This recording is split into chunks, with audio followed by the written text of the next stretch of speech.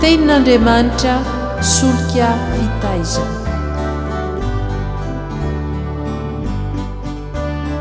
Fandaharana atolotry ny radio teny fiainana miaraka amin'ny fikambanana hira sy filazantsara.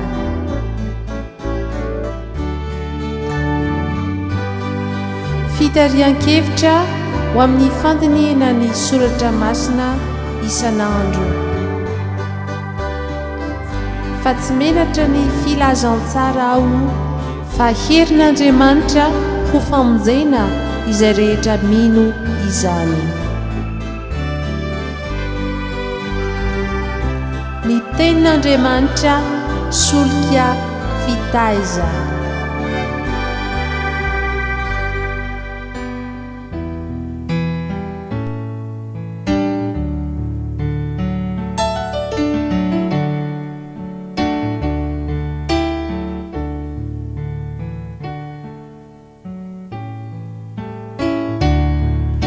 Misaotra n'Andriamanitra isika riavana raha mbola rotsany ho amintsika ny fahasoavany ka hahazoantsika manaraka indray ny fandaharana ny tenin'Andriamanitra solika fitaiza eto amin'ny radio teny fiainana.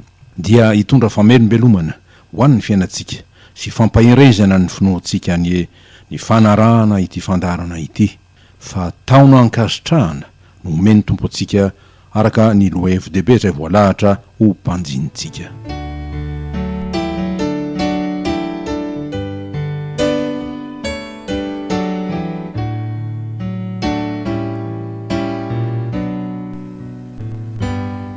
Ny taona ankasitrahana raha ny tantaran'ny firenena Israely no zohina. Ny taona ankasitrahana dia nataon'Andriamanitra ho setry ny taom-pioriana izay nihatra tamin'ny zanak'Israely babony Asiriana ka nitoloko mafy tamin'Andriamanitra. Ary izany ny fitolokoana izay nataon'izany dia nandritra ny fotoana naharitra hany ka teraka tao ampony ny fahakiviana fa toy ny efa nanadino azy sy efa nafoy azy Andriamanitra. Dia Andriamanitra izay nanao fanakena tamin'ny Abrahama razambeny fa ho Andriamaniny. Koa ny hoe taona ankasitrahana dia mamaly ny taom-pioriana izay ny aretany hany ka ny hoe veriny ho taona fandrozonana azy mihitsy izany dia ny taona ny fahafoizan'Andriamanitra azy sy ny fahafoanany famondrampony sy ny fahasoavany taminy.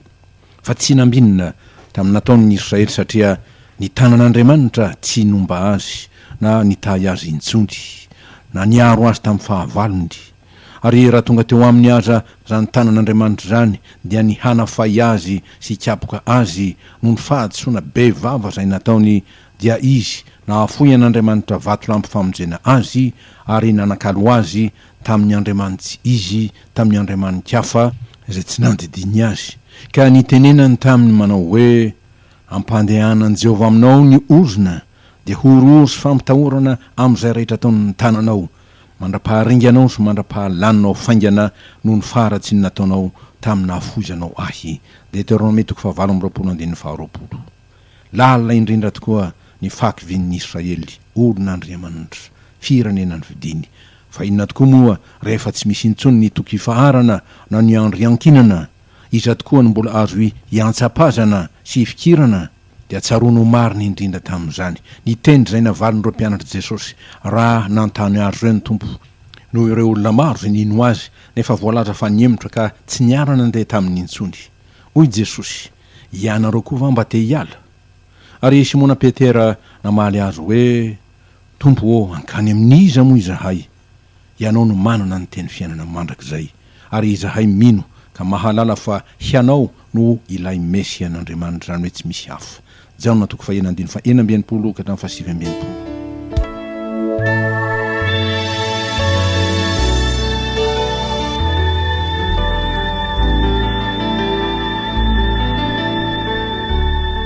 Rahina tokoa ny Mesia ho avotra ho an'ny olona sy ho mpamonjy izao tontolo izao dia fanehoana sy fitondrana ny famondrampon'Andriamanitra izay tsy takatry ny sainy zany noho ny fitiavany ny olona izay nohariny mba hitovy endrika aminy ary ho fiaina izao ny tontolo izao izay efa nisasarany ary nataonao tsara indrindra.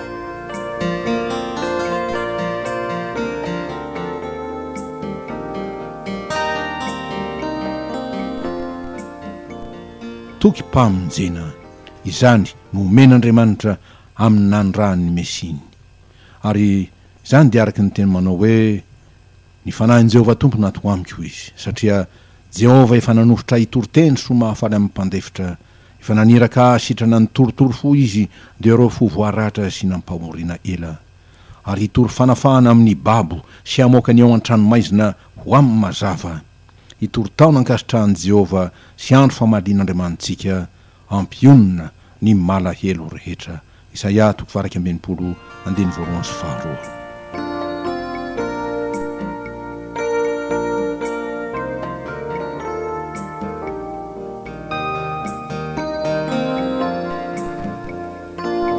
rehefa izany inona ary natao hoe taona ankasitrahana ary midika inona ho antsika izy inona ny toky entiny ho antsika sy ho an'ny firenentsika izay voalaza ombenombeny fa tany sy firenena efa nofidian'Andriamanitra mba ho fanehoan'ny voninahiny sy anaovany ny asany lehibe dia ny fanorenany sy fampandroany ny fanjakan'ny fahasoavany ho famonjena ho antsika fitoloha ireo afatra sady evi-dehibe izay omeny tompo antsika.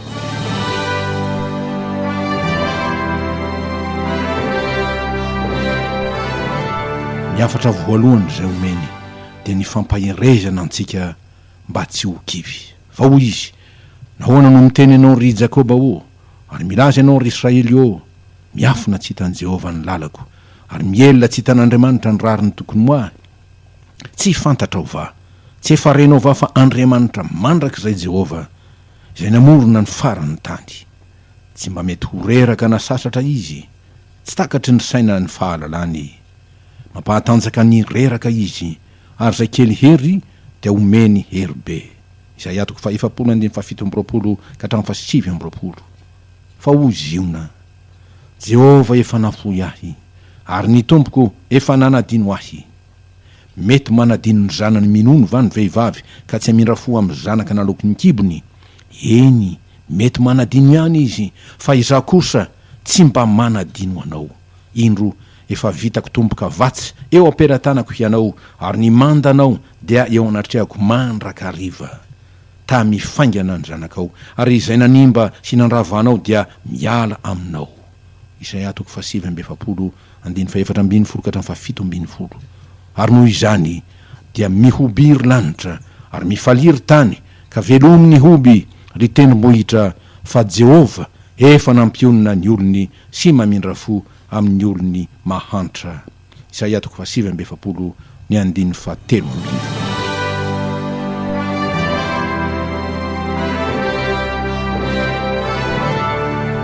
ny havatra sady evi-dehibe faharoa raha nomeny tombo antsika ny teny fampiononany dia ny fanambarana fa Andriamanitra dia mbola mamindra fo tokoa amintsika sy ny firenentsika ka tsy mitahiry eloka fa mamela ny elontsika ary manome fanavotana ho an'ny tantsika dia amin'ny firenena izay efa nofidiny ka tsy mba nariny. Hoy izy tsarovy zany ry Jakoba dia ianao ry Israely fa mpanompoko ianao noforonika ianao ka mpanompoko tsy ho adinoky ianao ry Israely o zaho efa nandevona ny fahatsoanao tahaka ny fandevona ny zavona ary ny fahotanao tahaka ny rahona koa miverena amiko fa efa nanavotra anao aho miobiry lanitra fa Jehovah no nanao izany manaova feo fifaliana hianareo ry fitoerana lalina any ambanin'ny tany velomy ny hoby ry tendrombohitra ary ianao ry ala mba amin'izay hazo rehetra ao fa Jehovah efa nanavotra ny Jakoba sy mampiseho ny voninahiny eo amin'ny Israely. Isaia 4:1-7 fa efa niteny tokoa izy manao hoe ampionony ny oloko hoy Andriamanitra reo mitoriteny so mahafaly amin'ny Jerosalema ka lazao amin'ny favita ny adiny natapitra ny fiatao-panompony sady voavela ny helony ary efa nandray indroa heny tamin'ny tanan'i Jehovah izy dia ny famondram-pony mamela eloko zany ho valon'ny fahotana rehetra nataony. Isaia 40:1-2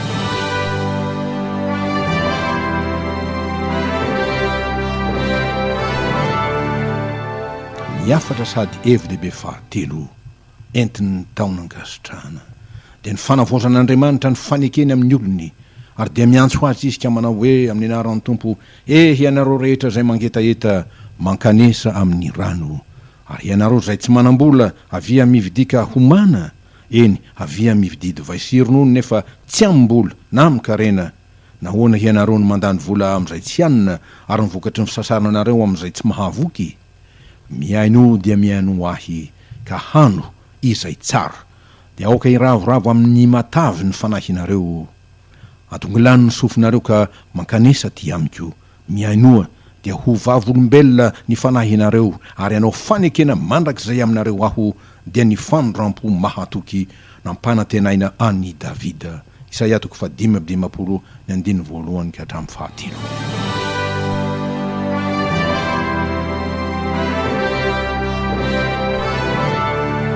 Ny hafatra sady FDB fahefatra dia manambara fa ny taonan-kasitrahan'Andriamanitra dia atao-panafahana raha hoy izy manao hoe izao no lazain'i Jehova tamin'ny taona fankasitrahana no hianoko anao, ary tamin'ny andro famonjena no namonjeko anao, dia hiaro anao aho ka hanome anao ho fanekena ho an'ny olona mba hanangana ny tany indray sy hampandova ny lova zay efa rava ka nao amin'ny mpifatotra hoe mivoaha, ary am'izay ao amin'ny maizina hoe misehoa hihinana eny an-dalana izy, ary na dia any tenibotra mangadiady aza dia isy ahitra ho azy ihany. Tsy honona na angetaeta izy, ary tsy hamely azy ny hainandro migaingaina na ny masoandro, fa izy zay mamendra fo aminy no hitarika azy dia ny tompo zany, ary any amin'ny loharano miboiboika no hitondrany azy. Isaia 7:7 ka hatramin'ny 10. Fa efa niteny tamin'ny alalan'ny mpaminany tokoa izy ka nanao hoe ny olona zay mandeha amin'ny maizina dia mahita mazava lehibe, izay mitoetra amin'ny tany aloko ny fahafatesana no hiposahany mazava. Hamaroinao ity fireneny ity ary ampitomboinao ny hafaliny. Mifaly eo anatrehanao izy tahaka ny hafaliana amin'ny fararano, ary tahaka ny fifalian'ny olona raha mizarababo. Fa ny bao fitondrany entany sy ny tsorakazo ny kapohana ny lamosiny, zay tsorakazo ny mpampiasa azy, dia tapahinao tahaka ny tamin'ny andro namelezana ny Midianina. Isaia 5:1 ka hatramin'ny 7.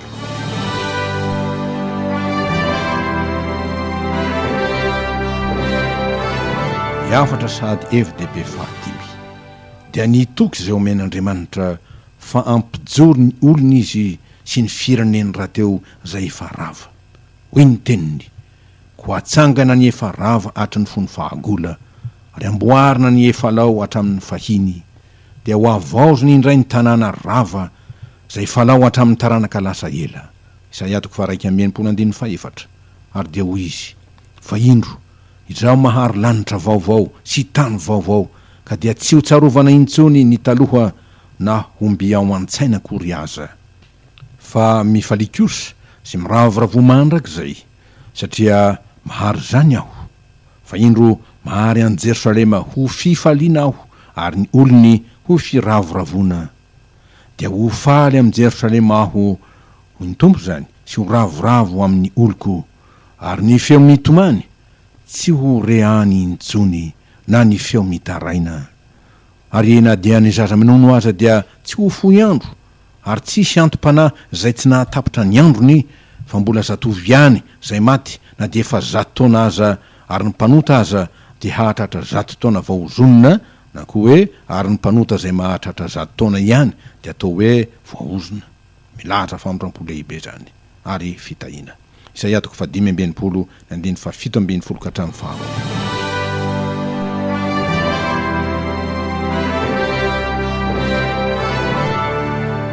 Ny hafatra sady FDB 5 dia ny hoe Andriamanitra manao fahamarinana ho an'ny olona sy ny firenena zay nividiny, ary hanome rariny ho azy.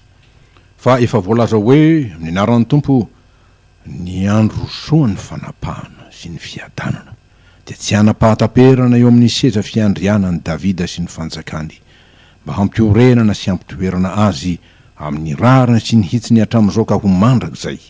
Ny fahasary-piaron'i Jehova tompony maro no atanteraka izany. Isaia 7:1. Koa dia hoy ny tompo amin'ny olony, hanao trano ny olona ka hitoetra ao, ary hanao tamboloboka ny olona ka hihinana ny vokatra aminy. Tsy hanao trano hitoeran'olo-kafa izy na ny vahiny zany, na amboly zavatra ho an'ny olo-kafa fa ho tahaka ny andro ny hazo ny andro ny oloko ary voafidiko dia nara-po amin'ny asan'ny tanany tsy sasatra foana izy na itera-jaza ho tratry ny loza tampoka fa taranaka izy izay notahiany Jehova ireo ary niterany ho ao aminy raha tsy mbola miantso aza izy dia hamaly aho izy ary raha mbola miteny izy dia hiaino aho Isaia 5:20 ka hatramin'ny 4:20 zany ary amin'izany dia sambatra ny firenena izay manana an Jehova ho Andriamaniny. Salamo 4:30 fa an Jehova ny tany izay rehetra ho aminy araka ny Salamo 4:20 ka dia hoy izy amintsika manao hoe ary ianareo hataony firenena rehetra hoe sambatra fa ho tany mahafinaritra ianareo ho Jehova tompony maro araka ny Malakitiko 7:12 dia ho izany tokoa ry havana no entin'ity taona ankasitrahany ity ho an'ny firenena malala antsika.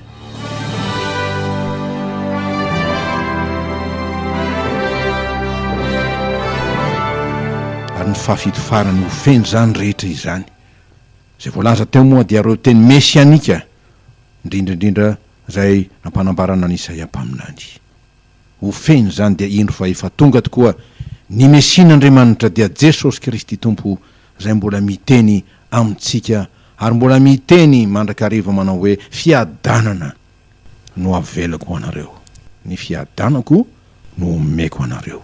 Tsy tahaka ny fanomeny zao tontolo zao no fanomeko anareo aza malahelo na matahotra ny fonareo.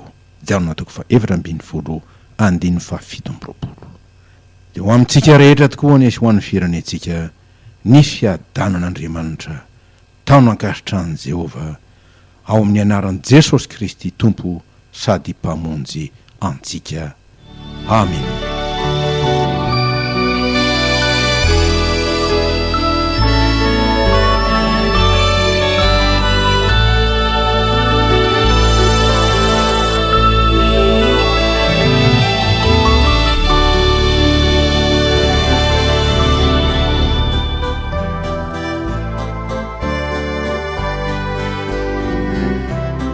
Ny tenin'Andriamanitra solika fitaizana. Fandaharana atolotry ny radio teny fiainana miaraka amin'ny fikambanana hira sy filazantsara.